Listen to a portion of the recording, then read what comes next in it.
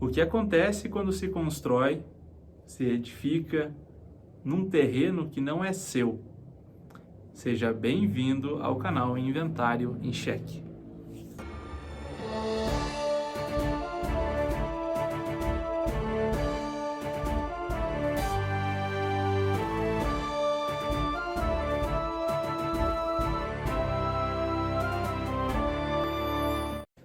Uma das maiores discussões quando o assunto é partilha, tanto em processos de inventário ou divórcio, dissolução de união estável, em que se precisa fazer a partilha, muitas vezes existe um patrimônio que foi construído em cima do terreno de outro, de terceiro. Deixa eu explicar um pouquinho melhor. Um casal estava começando uma relação, eles queriam construir, não tinham exato dinheiro para comprar um terreno e construir em cima, e aí vem o sogro e permite com que o casal construa ao lado da casa, nos fundos, num terreno dele. E acontece esse cenário de uma forma mais significativa do que podemos imaginar. Se um advogado não é contratado para orientar de uma forma certa e bem norteada sobre esse assunto, é muito provável que haja um problema no momento da partilha desse bem. Esse bem ele pode ser partilhado. De repente o sogro falece, e ele pode possuir outros herdeiros que precisam partilhar então aquele terreno que é de propriedade dele, mas agora em cima do terreno tem uma casa.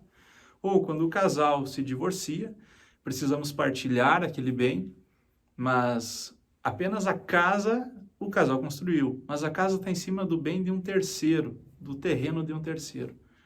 Então, que situação mais nebulosa, como é que o direito, como é que a lei resolve esse tipo de problema? É bom comentar que nesse assunto foi criado em 2017 um acréscimo no direito civil que regulou o direito de laje. E eu posso fazer um vídeo específico sobre isso se vocês escreverem aqui nos comentários. Mas voltando, acontece que lá no artigo 1253 e 1255 do Código Civil, se coloca que todo patrimônio construído presume-se, num terreno, presume-se do proprietário. Vou pegar aqui o texto legal para nós ler. Vamos ler direto. 1253.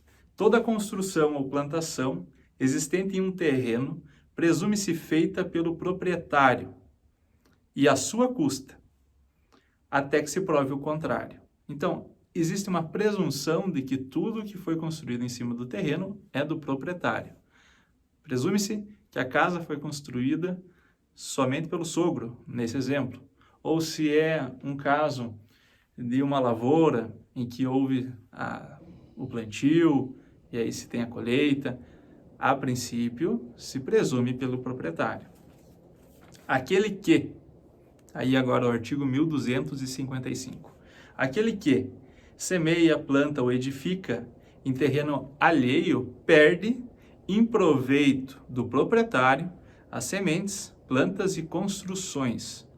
Se procedeu de boa fé, terá direito à indenização. Uau! O que é essa indenização? E temos aqui ainda o parágrafo único do artigo, mas para ele eu quero fazer um vídeo específico, só para tratar desse caso. Afinal, o que seria essa indenização? Essa indenização, ela se refere aos gastos que as partes tiveram para a construção daquele bem em cima da propriedade.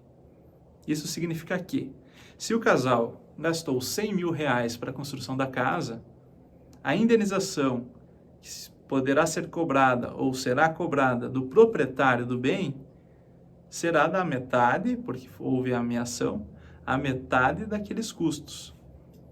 Muito embora hoje a construção possa valer 150 mil reais, tem essa valorização de mercado natural. E como o juiz vai resolver esse tipo de problema? Ele sempre vai priorizar o acordo, mas se não for possível, ele vai reconhecer direitos e ações para que a parte que gastou no terreno, que construiu a casa, ingresse com uma ação própria, uma nova ação contra o proprietário para receber essa indenização. Não se mistura no processo, não se discute no processo esse tipo de assunto, até para não poluir. Processo de inventário, processo de divórcio, são processos que facilmente ultrapassam 400 páginas, que ultrapassam 3, 4 anos. Então, precisamos saber trabalhar para que a resposta estatal, para que o processo seja mais dinâmico e consiga permitir com que as pessoas virem a página nesse assunto, nesse problema, nessa situação. Até mesmo porque um processo demorado é ruim para o próprio advogado.